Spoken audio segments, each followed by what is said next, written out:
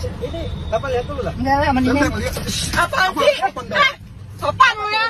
Sopan banget lu ngomong. Viral diduga modus pemerasan pura-pura tertabrak paksa ambil kunci mobil. Beredar video di media sosial yang memperlihatkan diduga aksi pemerasan oleh seorang pemotor terhadap pengemudi mobil di wilayah Kecamatan Cipondoh, Kota Tangerang. Dalam video unggahan, tampak seorang pemotor yang mengenakan helm memaksa sopir mobil tersebut untuk keluar karena menabrak kendaraannya.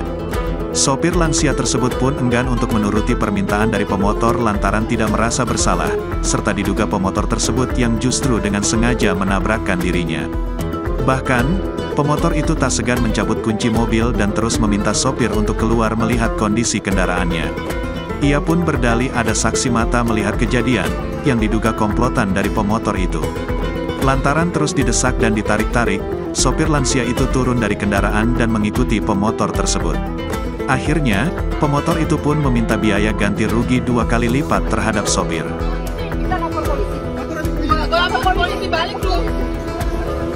Sama polisi. Kamu yang salah. Kita selesaikan. Laporin polisi. Ya udah. Apaan sih gue rekam lo ya? Gue viralin sama gue lu. Sip, gue viralin. Terima kasih sudah nonton.